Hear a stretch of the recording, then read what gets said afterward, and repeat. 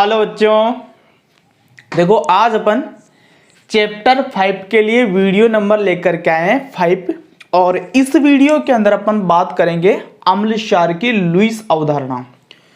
इस चैप्टर के अंदर अपने को अम्ल क्षार की 3 अवधारणाएं दे रखी थी, आर्हेनियस अवधारणा, ब्रोंस्टेड-लोरी अवधारणा और लुईस अवधारणा। तो इससे पिछले 2 वीडियो थे, उसके अंदर इन दोनों अवधारणाओं के बारे में अपन पढ़ चुके हैं। और इस वीडियो के अंदर अपन लुईस अवधारणा की बात पढ़ेंगे अपन कि लुईस अवधारणा अम्ल और क्षार को किस तरीके से परिभाषित करती है और अम्ल क्षार अभिक्रिया के बारे में क्या बताती है। तो आज का टॉपिक आप लगा लीजिए, अम्ल क्षार की लुईस अवधारणा।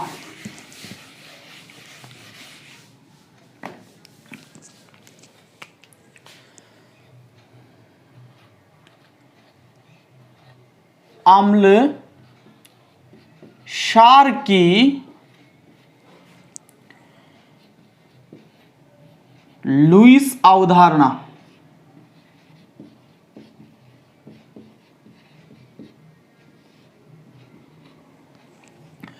तो भाई ये अवधारणा सन 1923 में दी गई थी, लुईस नाम का वैज्ञानिक था, उसके द्वारा ये अवधारणा सन 1923 के अंदर दी गई थी। अब ये अवधारणा बात करती है सब इलेक्ट्रॉन युग्म की। किसकी बात करती है? इलेक्ट्रॉन युग्म की। ठीक है, तो देखो ये अवधारणा ये कहती है कि इलेक्ट्रॉन युग्म दाता तो कहलाता है क्षार, जिसे अपन यहां पर बोलते हैं लुईस क्षार। इलेक्ट्रॉन युग्म दाता क्षार कहलाता है, जिसे लुईस क्षार बोला जाता है। और इलेक्ट्रॉन युग्म ग्राही,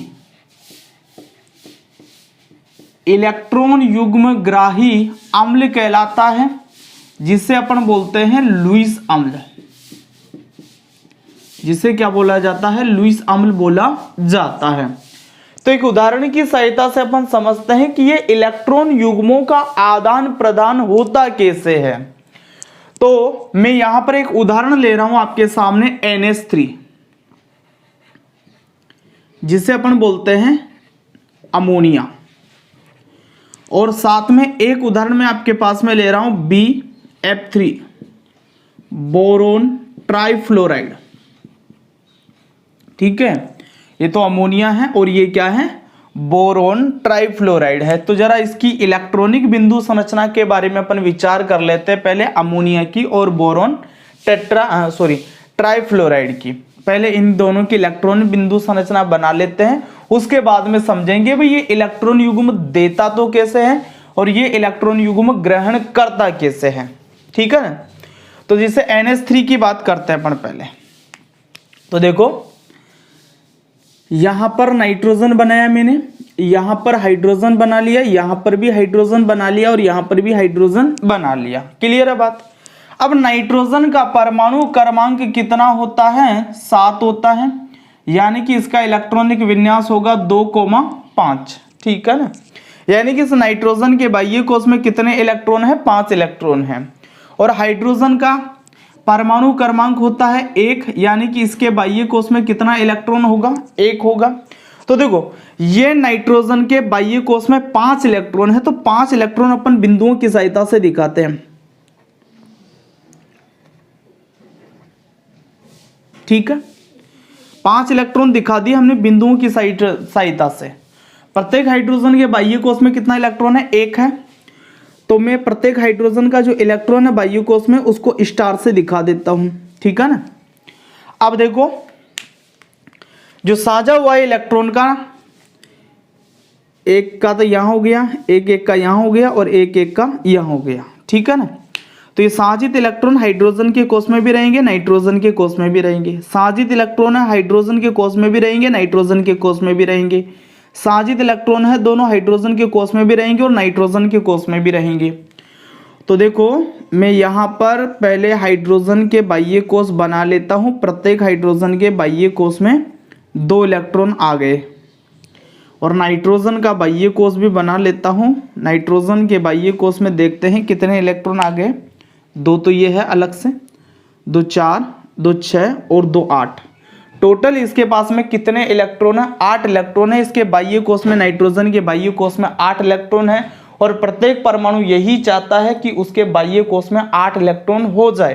तो है इसके बाह्य कोश में 8 इलेक्ट्रॉन, लेकिन इसके पास में देखो ये 2 इलेक्ट्रॉन बाह्य कोश में ऐसे हैं जो बंध बनाने में भाग नहीं ले रहे हैं, और इन इलेक्ट्रॉनों को अपन बोलते हैं एकाकी इलेक्ट्रॉन युग्म या लोन पेयर।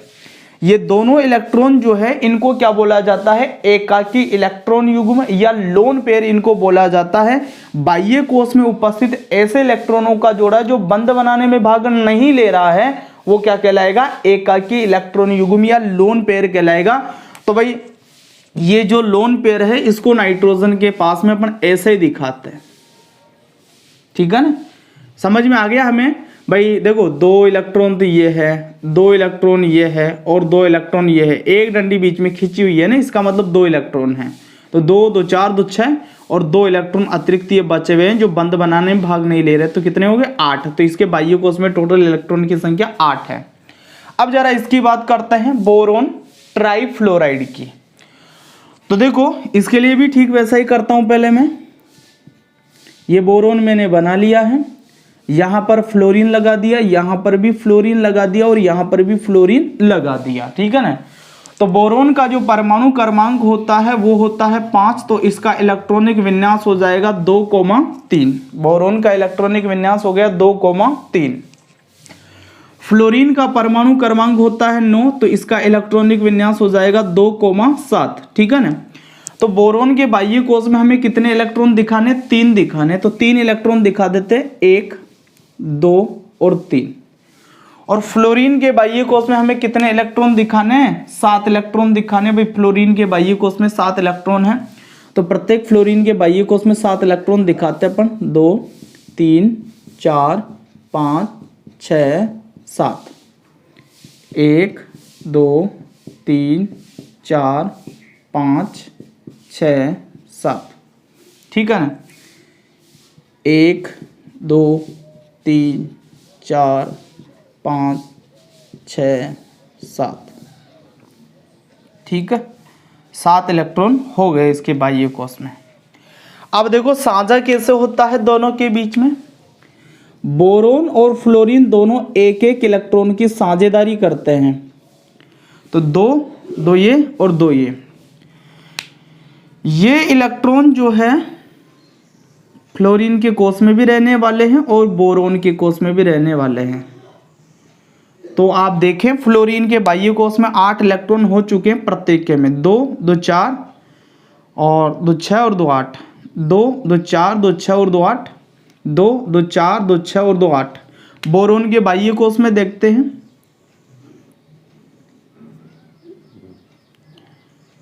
तो बोरोन के जो बाह्य कोश है उसके अंदर इलेक्ट्रॉनों की संख्या यदि अपन गिनेंगे तो कितनी नजर आ रही है? हमें 6 नजर आ रही है।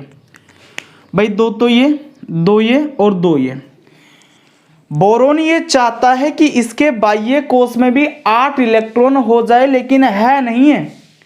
तो ऐसे कोई यौगिक है, जैसे बोरोन है इसमें बीच में आ रहा है, तो इसे आप केंद्रीय परमाणु बोलोगे, और इसके चारों तरफ फ्लोरीन है। तो फ्लोरीन के बाह्य कोश में तो 8 इलेक्ट्रॉन है, लेकिन इसका जो केंद्रीय परमाणु है बोरोन ट्राइफ्लोराइड का जो केंद्रीय परमाणु है बोरोन, इसके बाह्य कोश में 6 ही इलेक्ट्रॉन है, 8 इलेक्ट्रॉन है ही नहीं। तो ऐसे यौगिक को अपन बोलते हैं अपूर्ण अष्टक वाले इलेक्ट्रॉन न्यून यौगिक। क्या बोलोगे?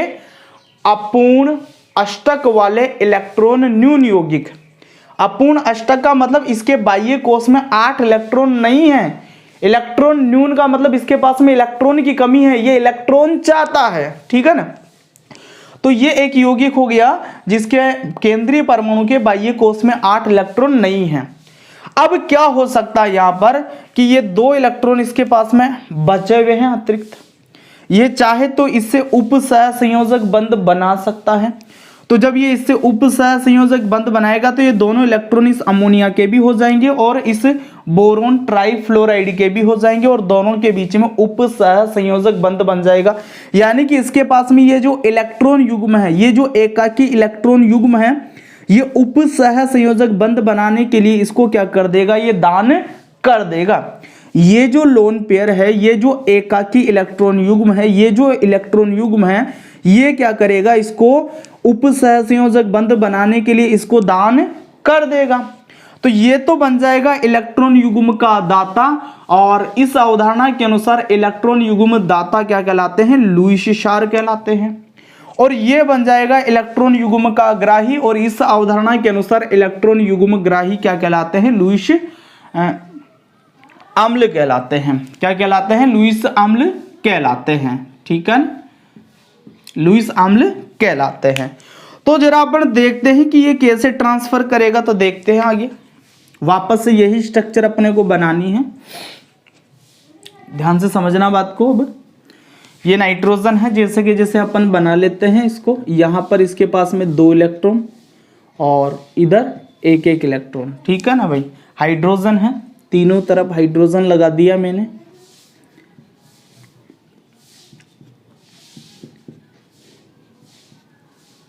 ठीक है सब। अब आप चाहें तो कोर्स को पूरा कर सकते हैं।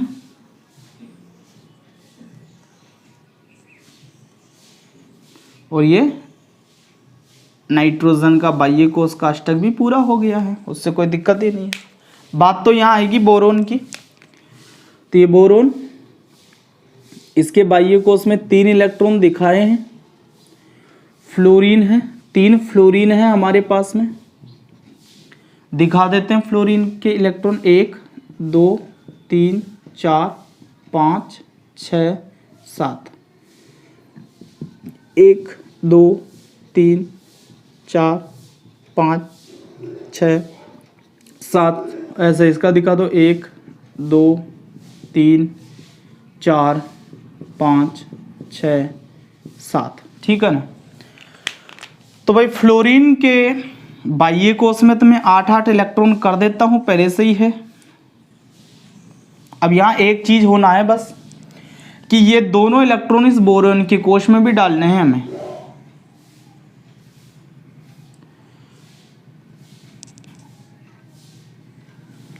दोनों इलेक्ट्रॉन हमें क्या करना है, यहां पर बोरोन के कोश में भी डालने हैं। तो यहां पर देख लो आप कि साझा हो गया बोरोन और नाइट्रोजन के बीच में, लेकिन साझित इलेक्ट्रॉन नाइट्रोजन दे रहा है, बोरोन उसका मुक्त में फायदा उठा रहा है। तो यहां पर नाइट्रोजन जो है वो इलेक्ट्रॉन युग्म का दाता है, और बोरोन जो है इलेक्ट्रॉन युग्म का क्या है, ग्राही है। ठीक है ना।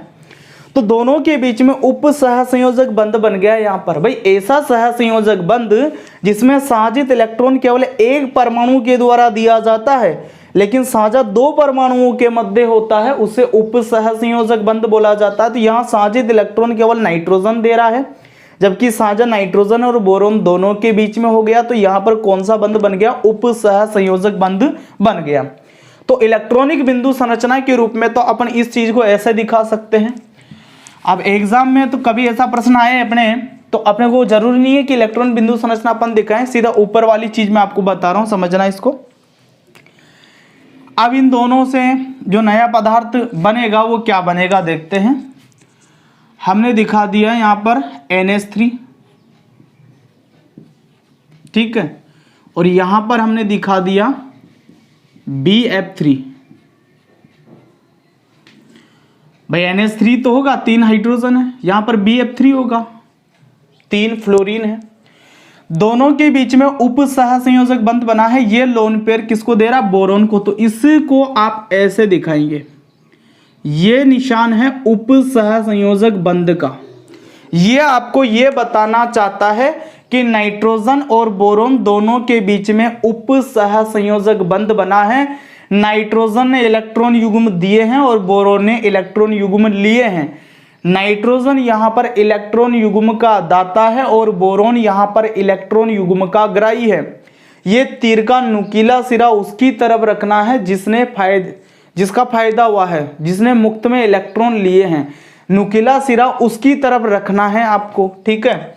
तो अब अपने को एक बात समझ में आ गई कि इलेक्ट्रॉन युग्म दाता क्या होते हैं, लुईस क्षार का कार्य करते हैं।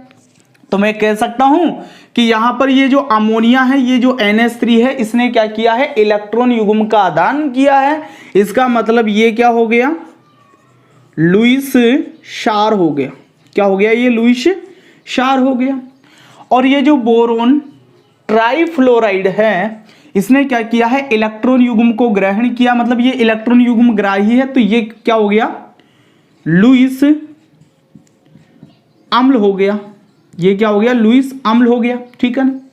अब इन दोनों के बीच में जब क्रिया हुई, यानी कि इसने इलेक्ट्रॉन युग्म इसको दे दिया एक, तो एक नया यौगिक बनेगा यहां पर।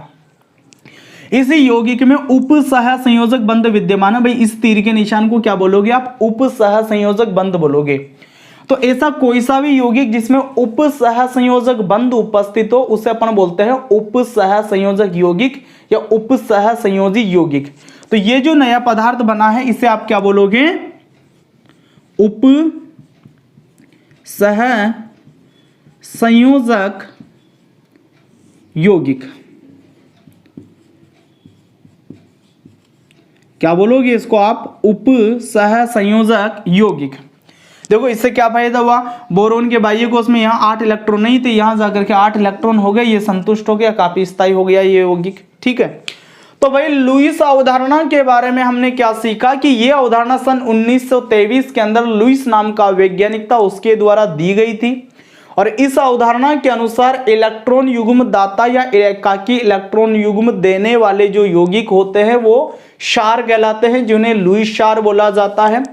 और इलेक्ट्रॉन युग्म ग्राही या एकाकी इलेक्ट्रॉन युग्म को ग्रहण करने वाले जो पदार्थ होते हैं उन्हें अम्ल बोला जाता है। और ऐसे अम्लों को आप क्या बोल सकते हो, लुईस अम्ल बोल सकते हो, ठीक है। फिर हम ये कह रहे हैं कि जब एक अम्ल और क्षार के बीच में अभिक्रिया होगी या फिर एक लुईस क्षार और लुईस अम्ल के बीच में अभिक्रिया होगी, तो लुईस क्षार से इलेक्ट्रॉन युग्म का दान किया जाएगा किसकी तरफ, लुईस अम्ल की तरफ। जो लुईस क्षार है वो इलेक्ट्रॉन युग्म को दान करेगा लुईस अम्ल को, और दोनों के बीच में उपसह संयोजक बंध बन जाएगा, जिससे एक नया यौगिक बनेगा उपसह संयोजक यौगिक।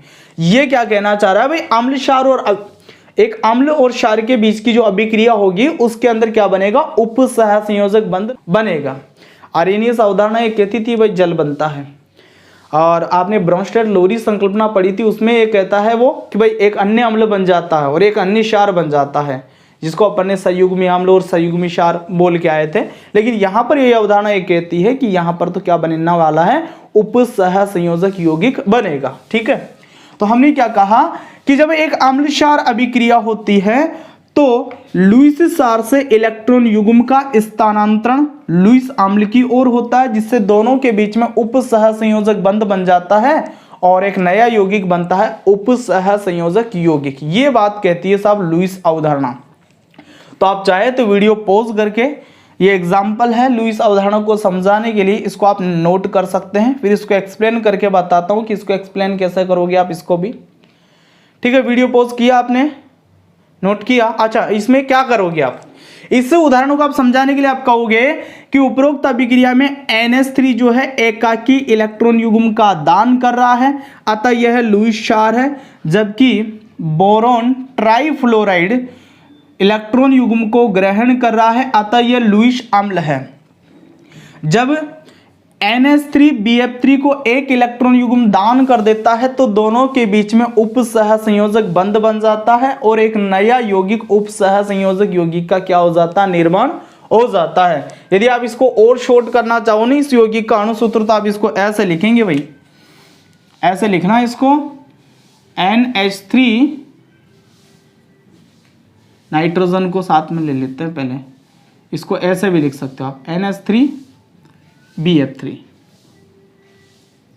BF3 ऐसे भी दिखा सकते हो। ये जो यौगिक है इसको ऐसे आप दिखा सकते हो। नाइट्रोजन और बोरोन के बीच में था मामला, दिखा दिया, इसीलिए मैंने हाइड्रोजन को इधर ले लिया। बाकी अपन अमोनिया का अणुसूत्र ये लिखते हैं ज़्यादातर, लेकिन चूंकि इन दोनों के बीच का रिलेशन था इसलिए हाइड्रोजन को मैंने इधर ले लिया है, तो N3 इधर, H3 इधर दिखा दिया, ठीक है ना। तो इसको एक्सप्लेन कर दिया हमने भाई। इस अभिक्रिया में NH3 इलेक्ट्रॉन युग्म दे रहा है और BF3 इलेक्ट्रॉन युग्म ग्रहण कर रहा है, तो NH3 तो लुईस क्षार है और BF3 लुईस अम्ल है।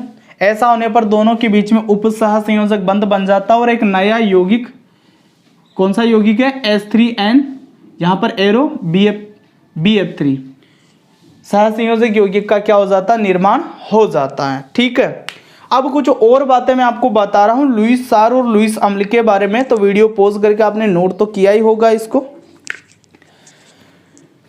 तो लुईस अम्ल और लुईस क्षार का कार्य कौन कर सकते हैं, ये बात अपन जानना चाह रहे हैं।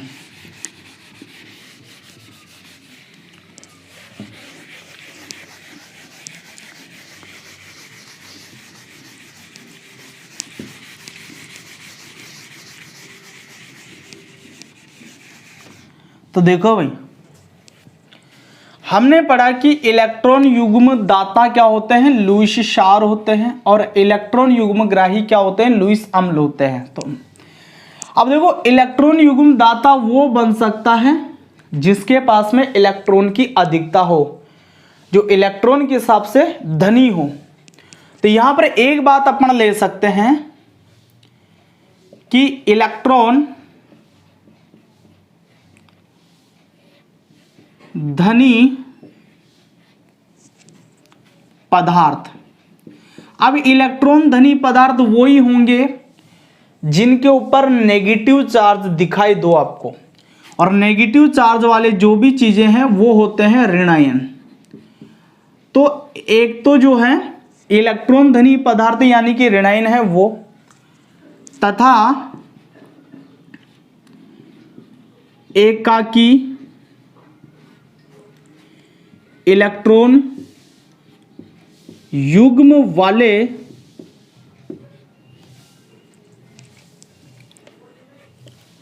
उदासीन यौगिक।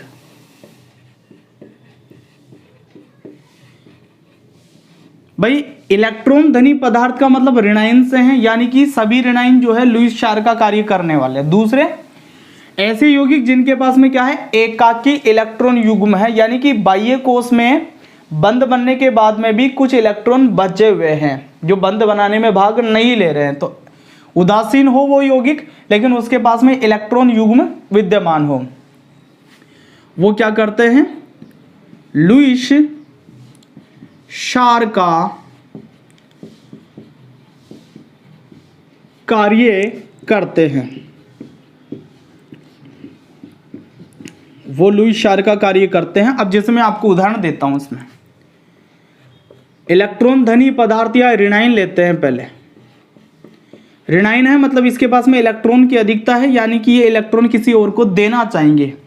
तो ऋणायन में जैसे Cl माइनस है, OH माइनस है, NO3 माइनस है ना, O माइनस 2 है, N माइनस 3 है।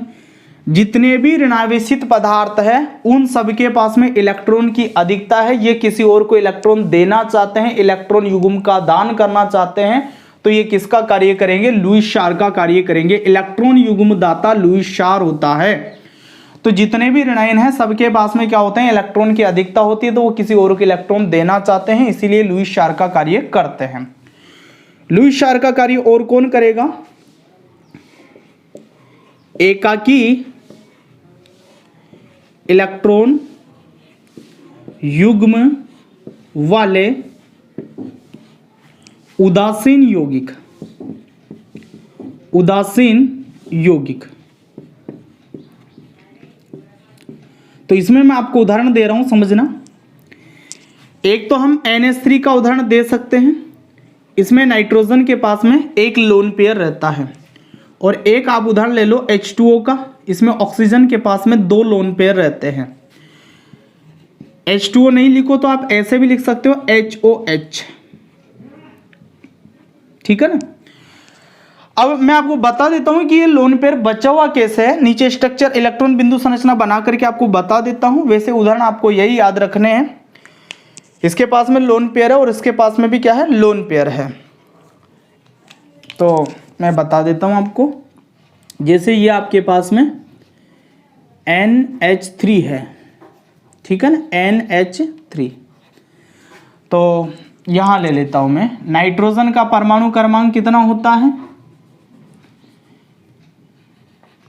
भाई, 7 होता है नाइट्रोजन का परमाणु क्रमांक। तो इलेक्ट्रॉनिक विन्यास 2,5 हो जाएगा। और हाइड्रोजन का आपको पता है बाह्य कोश में 1 इलेक्ट्रॉन रहने वाला है। तो नाइट्रोजन के बाह्य कोश में मैं 5 इलेक्ट्रॉन दिखाता हूं पहले। ठीक है ना। और हाइड्रोजन के बाह्य कोश में एक एक इलेक्ट्रॉन अपन दिखा लेते हैं, ठीक है ना भाई।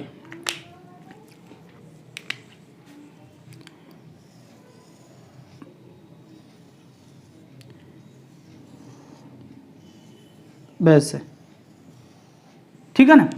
अब देखो यहां पर क्या हुआ कि ये 3 इलेक्ट्रॉन तो बंद बनाने में भाग ले लिए। नाइट्रोजन के 3 इलेक्ट्रॉन है ये भाई, 1 2 और 3।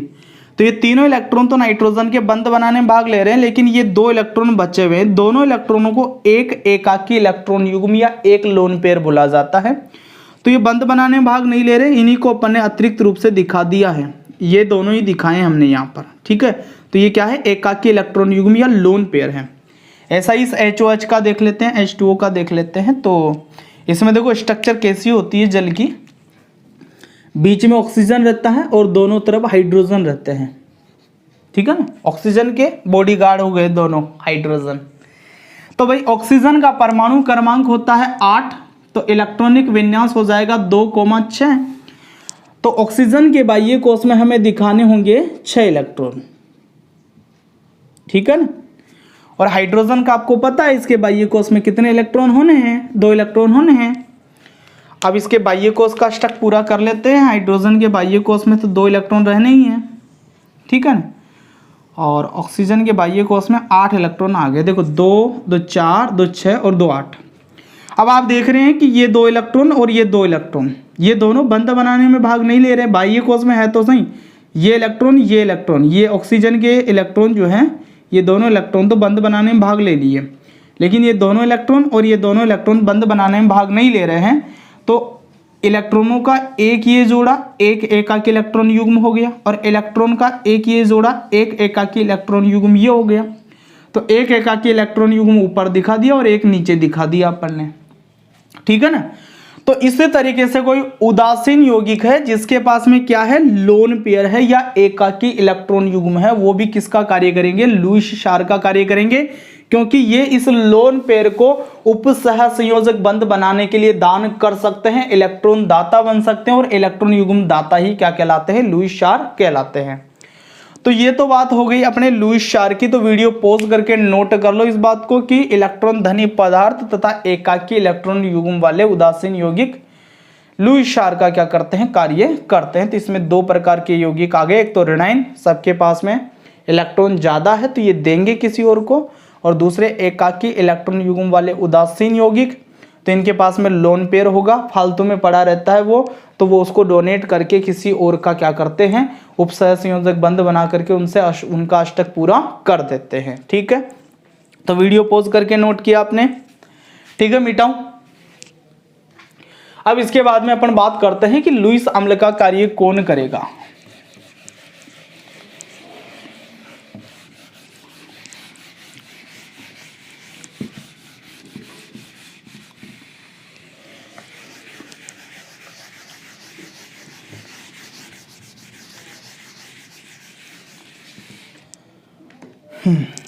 तो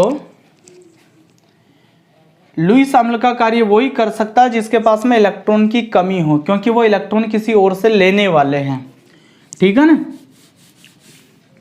तो यहां पर अपन लिख देते हैं कि इलेक्ट्रॉन की कमी वाले पदार्थ लुईस अम्ल का कार्य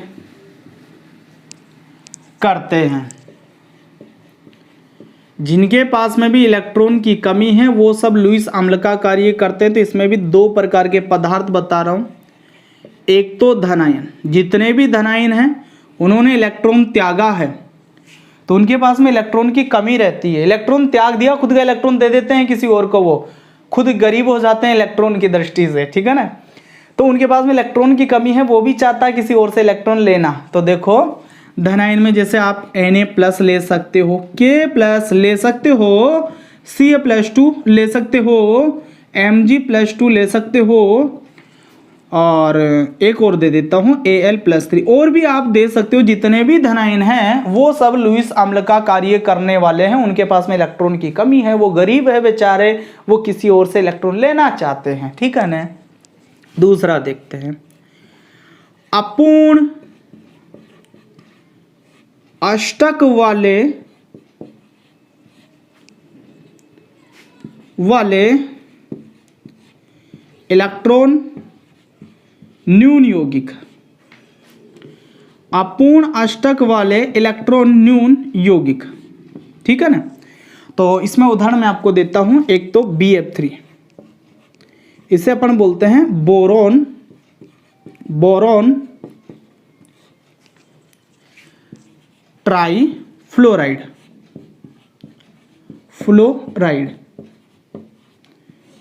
ठीक है ना। और एक उदाहरण अपन ले लेते हैं AlCl3, एल्यूमिनियम ट्राईक्लोराइड बोल दो या एल्यूमिनियम क्लोराइड बोल दो, वैसे एल्यूमिनियम ट्राईक्लोराइड बोलना ज़्यादा ठीक है ना। तो इसका स्ट्रक्चर बना के बताता हूं, ये अपूर्ण अष्टक वाला है इलेक्ट्रॉन न्यून यौगिक। अपूर्ण अष्टक का मतलब है कि इसका जो केंद्रीय परमाणु है उसके बाह्य कोश में 8 इलेक्ट्रॉन नहीं होते हैं।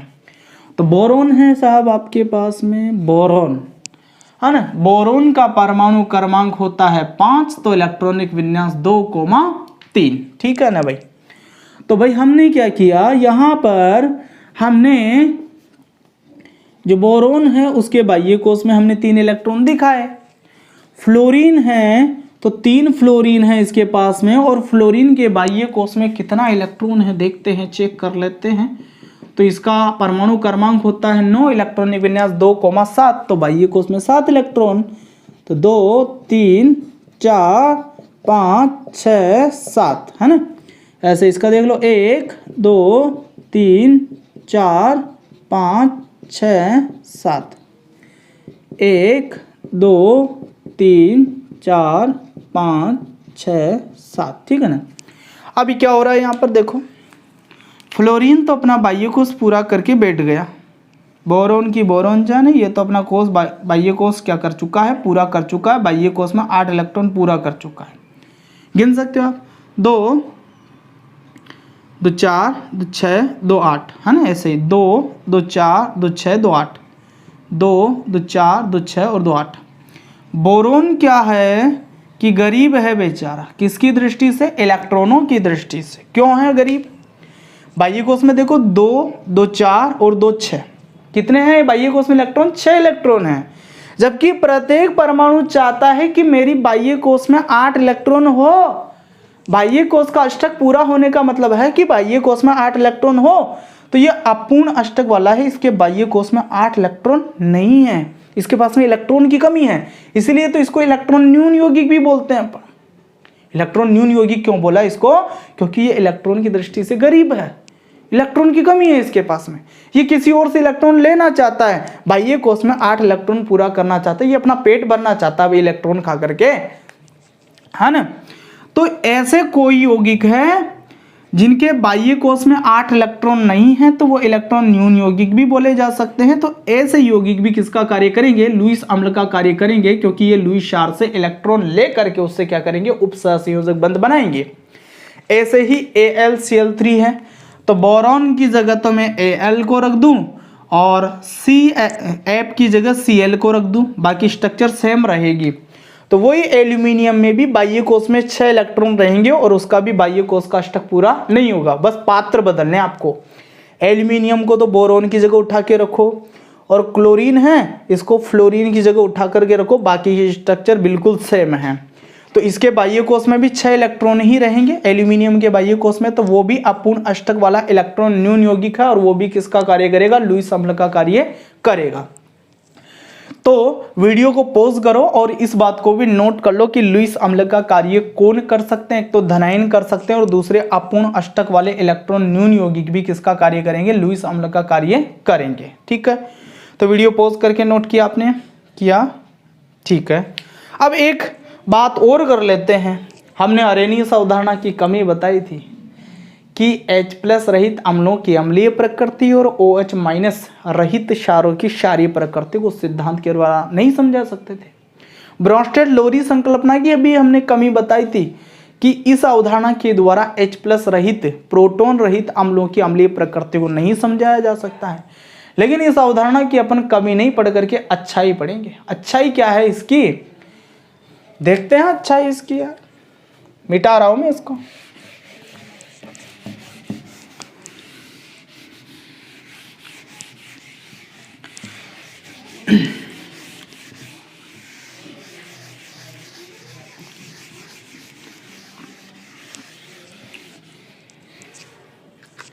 तो भाई हम बात करने वाले हैं लुईस अवधारणा की अच्छाई की। लुईस अवधारणा ये से ले लेते हैं, अम्ल क्षार की लुईस अवधारणा की अच्छाइयाँ, अच्छाई बोल देते हैं केवल, है ना। तो भाई इसकी अच्छाई क्या है कि इस अवधारणा के द्वारा H+ रहित अम्लों की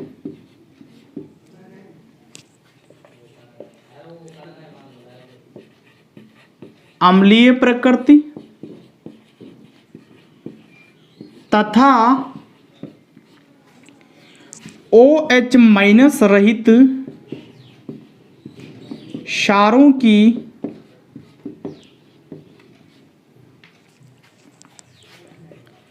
क्षारीय प्रकृति को समझाया जा सकता है, समझाया जा सकता है। भाई देखो, हमने BF3 अम्लीय प्रकृति का होता है, इस बात की व्याख्या इस सिद्धांत के आधार पर कर दी जबकि इसमें H+ आयन नहीं था। हमने NH3 जो है इसकी क्षारीय प्रकृति की व्याख्या कर दी जबकि इसके अंदर OH- आयन नहीं था। तो ये अवधारणा H+ और OH- इन दोनों आयनों के ऊपर डिपेंड नहीं है, ये तो बात करेगी इलेक्ट्रॉन युग्म की, और इलेक्ट्रॉन युग्म लेना और देना सबके बस में है। काम तो एक ही होगा, या तो इलेक्ट्रॉन युग्म देगा ही सही या इलेक्ट्रॉन युग्म लेगा ही सही। लेकिन ये हर यौगिक में अपन बता सकते हैं कि कौन इलेक्ट्रॉन युग्म दे सकता है और कौन इलेक्ट्रॉन युग्म ले सकता। अपन ने कंडीशन पढ़ ली कि लुईस क्षार कौन बन सकता है और लुईस अम्ल कौन बन सकता है, ठीक है ना। तो इस अवधारणा के द्वारा H+ रहित अम्लों की अम्लीय प्रकृति को भी अपन समझा सकते हैं और OH- रहित क्षारों की क्षारीय प्रकृति को भी अपन इस अवधारणा के द्वारा समझा सकते हैं। तो यही लुईस अवधारणा की क्या है, अच्छाई है। यह अवधारणा कब दी गई थी, सन 1923 के अंदर दी गई थी। इस अवधारणा में अपन ने क्या बोला है कि इलेक्ट्रॉन युग्म दाता क्षार होता है, इलेक्ट्रॉन युग्म ग्राही अम्ल होता है। दोनों के बीच में क्रिया होगी तो लुईस क्षार लुईस अम्ल को इलेक्ट्रॉन युग्म का दान करेगा, दोनों के बीच में उप सहसंयोजक बंध बन जाएगा और उप सहसंयोजक यौगिक हमें प्राप्त होगा। तो आप इसको भी नोट कर लेना वीडियो को पॉज करके, ठीक है ना, कर लिया होगा आपने नोट। ठीक है, तो बच्चों आज के वीडियो में इतना ही। नेक्स्ट वीडियो के अंदर अपन अम्लों की जो सामान्य गुणधर्म है उसकी बात करेंगे और साथ में 2 इंपॉर्टेंट क्वेश्चन में साथ में लेकर के आऊंगा।